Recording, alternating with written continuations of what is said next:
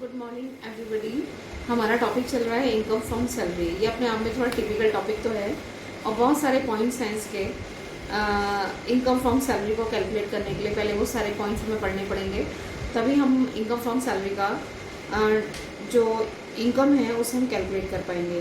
तो हमारा टॉपिक चल रहा था परक्यूसाइड्स। तो मैंने आपको परक्यूसाइड्स को क्लासीफाई करा था कि 3 टाइप के परक्यूसाइड्स होते हैं: perquisite taxable in all cases, perquisite taxable in special cases, perquisite exempted in all cases.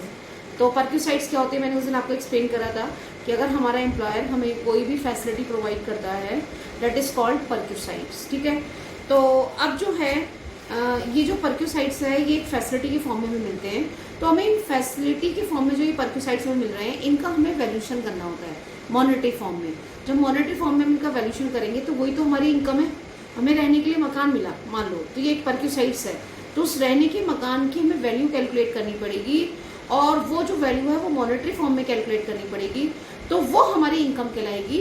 ठीक है, और उस इनकम को हम जब अपनी इनकम फ्रॉम सैलरी निकालेंगे, यानी जो सैलरी पूरी कंप्लीट सैलरी निकालेंगे, तो उसके अंदर क्या होगी, ऐड होगी। तो आज मैं उन सारे परक्यूसाइड्स का वैल्यूशन बता रही हूँ। क्लासिफिकेशन तो मैं आपको एक्सप्लेन कर चुकी थी, आज मैं आपको वैल्यूशन बता रही हूँ, वैल्यूशन ऑफ परक्यूसाइड्स। ओके, तो इसमें सबसे पहले जो है वैल्यूशन ऑफ परक्यूसाइड्स में सबसे पहले वैल्यूशन बता रही हूँ कि अगर हमारे एम्प्लॉयर ने अगर हमें रहने के लिए मकान दिया है, मकान की फैसिलिटी प्रोवाइड करी है, तो उस मकान की फैसिलिटी की जो फैसिलिटी प्रोवाइड करी है उसका वैल्यूशन हम मॉनेटरी फॉर्म में किस तरीके से करेंगे। ठीक है, तो उसे मैं एक्सप्लेन करने जा रही हूँ। तो देखिए मैं बोर्ड पे एक्सप्लेन करती हूँ। सबसे पहले मैं आपको बता रही हूँ वैल्यूशन, बहुत ध्यान से देखिएगा, valuation of परक्यूसाइड्स।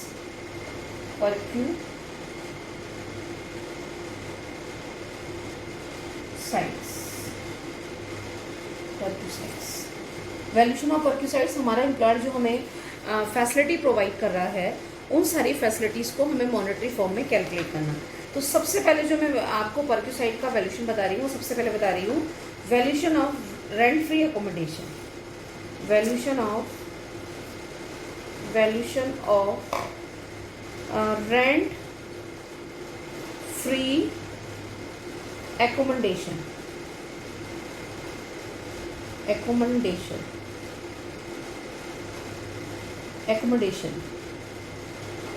Rent free accommodation भी बोल सकते हैं, या वैल्यूशन ऑफ रेजिडेंशियल एकोमोडेशन ही बोल सकते हैं, रेजिडेंशियल एकोमोडेशन ही बोल सकते हैं।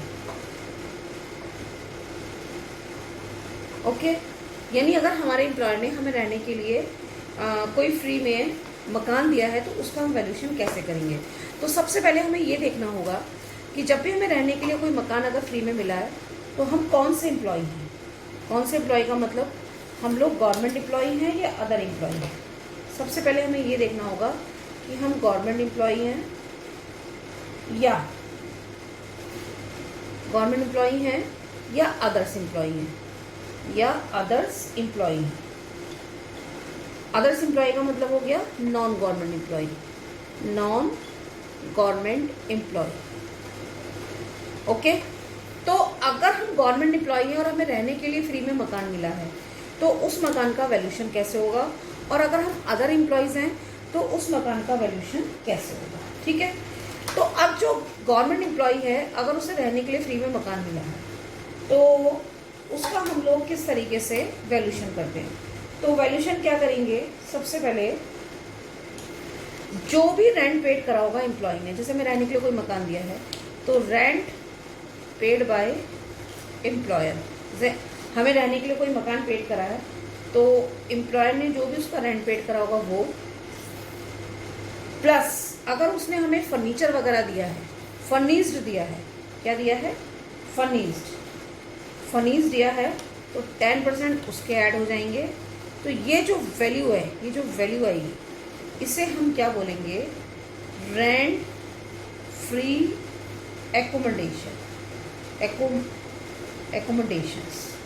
यानी जो भी रेंट पेड करा होगा एम्प्लॉय, जैसे हमें रहने के लिए कोई मकान दे रखा है तो एम्प्लॉय ने उसका जो भी रेंट पेड करा होगा, हम तो रह रहे खाली, तो जो भी रेंट पेड करा होगा वो, और अगर वो फर्निश्ड है यानी उसने फर्नीचर वगैरह भी दिया है तो 10% फर्नीचर का ऐड होगा, तो रेंट फ्री एकोमोडेशन की वैल्यू ये निकल जाएगी। ओके, क्लियर हो गया।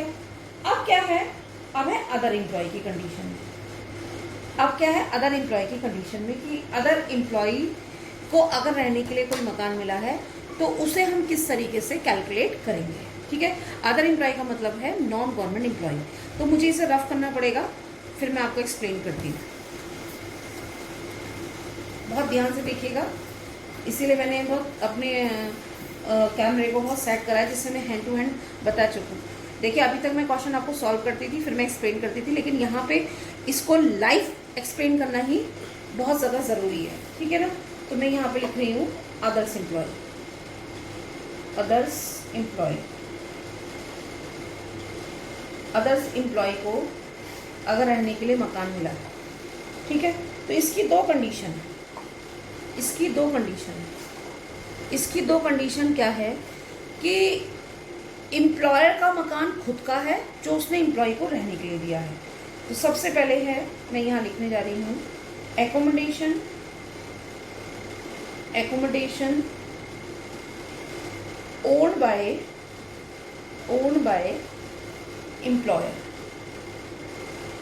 एम्प्लॉयर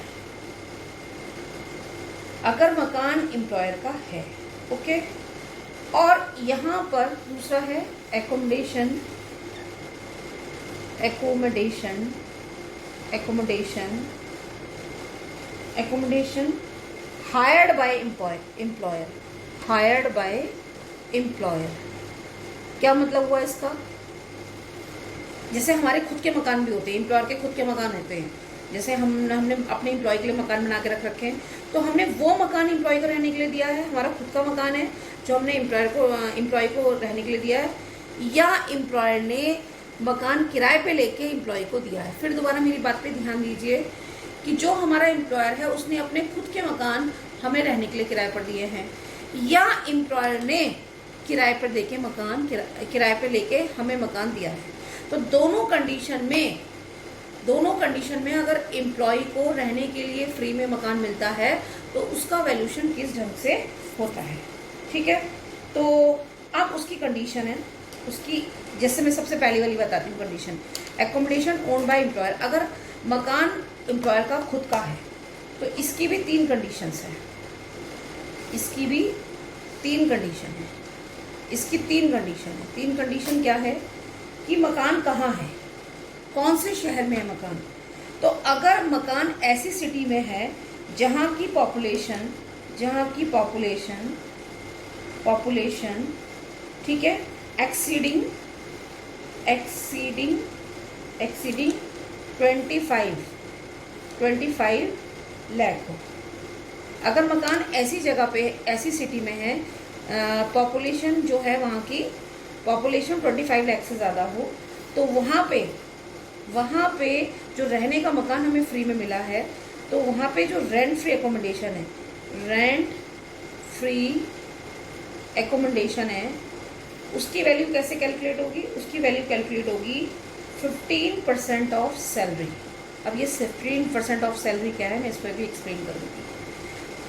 एम्प्लॉयर का अगर खुद का मकान है और वो मकान ऐसी सिटी में है जहाँ की पॉपुलेशन 25 लाख से ऊपर हो, तो वहाँ रेंट फ्री एकोमोडेशन की वैल्यू कैसे निकलेगी मॉनेटरी फॉर्म में, 15% ऑफ सैलरी। दूसरा है पॉपुलेशन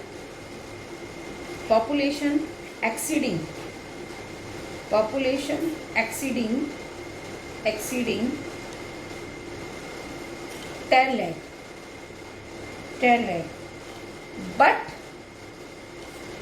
अप टू 25 लाख। यानी कहने का मतलब यह है कि पॉपुलेशन 10 लाख या 10 लाख से ऊपर हो लेकिन 25 लाख तक हो।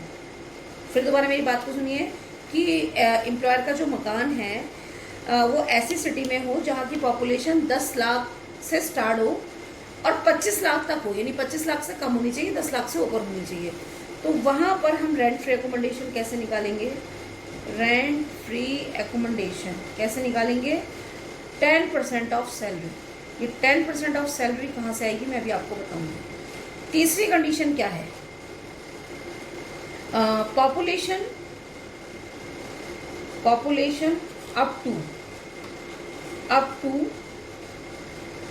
टू 10 लाख, यानी हमारा हाउस ऐसी जगह पे अवेलेबल हो जो हमें रहने के लिए हाउस मिला है या रहने के लिए मकान मिला है जहाँ की पॉपुलेशन मैक्सिमम 10 लाख हो, तो वहाँ पे रेंट फ्री एकोमोडेशन कैसे निकलेगा? रेंट फ्री एकोमोडेशन कैसे निकलेगा? 7.5% ऑफ सैलरी। ओके, फिर दोबारा मेरी बात को समझ लीजिए।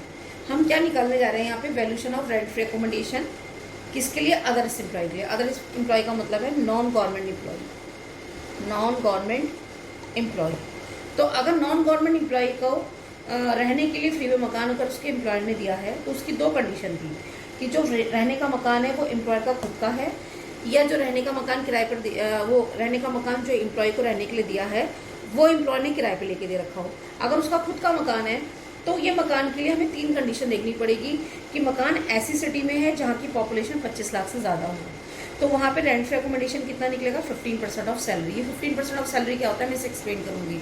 ओके, पॉपुलेशन अगर 10 लाख से ऊपर हो, कहाँ तक हो? 25 लाख तक हो, मतलब मकान ऐसी जगह पे अवेलेबल हो या ऐसी जगह पे सिचुएटेड हो जहाँ की पॉपुलेशन 10 लाख से ज़्यादा हो, लेकिन मैक्सिमम कहाँ तक हो? 25 लाख तक हो, तो वहाँ रेंट फ्री एकोमोडेशन कैसे निकलेगा? 10% ऑफ सैलरी। पॉपुलेशन अगर हमारी अप टू 10 लाख है, ऐसे हमारा हाउस जो है जो हमें एम्प्लॉयर ने प्रोवाइड करा है वो ऐसी सिटी में है जहाँ की पॉपुलेशन अप टू 10 लाख है, 10 लाख से ऊपर नहीं होनी चाहिए, 10 लाख तक होनी चाहिए, तो वहाँ पे रेंट फ्री एकोमोडेशन कितना होगा? 7.5% ऑफ सैलरी। अब ये जो सैलरी है 7.5% ऑफ सैलरी, ये जो हमारी है ये कैसे हमारी कैलकुलेट होगी, इसको मैं एक्सप्लेन कर देती हूँ। देखो ये चार्ट आपकी समझ में आ गया? मैंने अभी ये वाला पार्ट समझाया आपको, एकोमोडेशन ओन बाय एम्प्लॉयर। अभी मेरा ये वाला पार्ट रह गया, एकोमोडेशन हायर्ड बाय एम्प्लॉयर वाला। अभी मैं कौन सा बता रही हूँ कि जो रहने के लिए मकान हमें हमारे एम्प्लॉयर ने दिया है वो उसका खुद का है। उसके 3 कंडीशन है कि 25 लाख सिटी की पॉपुलेशन हो, 10 लाख से 25 लाख सिटी की पॉपुलेशन हो और 10 लाख तक मैक्सिमम पॉपुलेशन हो। ओके, क्लियर हो गया? तो ये 10% सैलरी। अगर पॉपुलेशन 25 लाख है तो वहाँ 15% ऑफ सैलरी। पॉपुलेशन अगर 10 लाख से 25 लाख है तो 10% ऑफ सैलरी, और पॉपुलेशन अगर हमारी 10 लाख तक है मैक्सिमम वहाँ पे 7.5% ऑफ सैलरी। और ये 7.5% ऑफ सैलरी क्या होती है मैंने एक्सप्लेन करने जा रही हूँ। देखो अभी मेरा सिर्फ यही वाला पार्ट है, मैं इसको रफ करने जा रही हूँ। ये जो सैलरी 15% है और 10% है, तो ये कैलकुलेशन ऑफ सैलरी क्या होती है मैं इसको एक्सप्लेन कर रही हूँ। देखिए ज़रा ध्यान से देखना, calculation of salary, calculation of salary. Yes, तो मैं आपको कैलकुलेशन ऑफ सैलरी बता रही हूँ। किसकी बता रही हूँ कैलकुलेशन ऑफ सैलरी? जो अभी हमें हमारे एम्प्लॉयर ने रहने के लिए मकान क्या करा था, प्रोवाइड करा था, तो उसमें जो 15% ऑफ सैलरी निकालनी थी, 15% ऑफ सैलरी निकालनी थी, या 10% ऑफ सैलरी निकालनी थी, ठीक है, या 7.5% ऑफ जो सैलरी निकालनी थी, इस सैलरी की कैलकुलेशन कहाँ से होगी? इस सैलरी के लिए सबसे पहले हमें लेना है बेसिक पे, अगर है तो डीएनएस पे, अगर क्वेश्चन में गिवन हो तो, plus DNS allowance, DNS allowance, और यहाँ पे लिख रही हूँ विद कंडीशन, विद कंडीशन ज़रूरी है, प्लस बोनस, प्लस कमीशन, ठीक है, all taxable allowance, all taxable allowance, plus perquisite paid by, परक्यूसाइड्स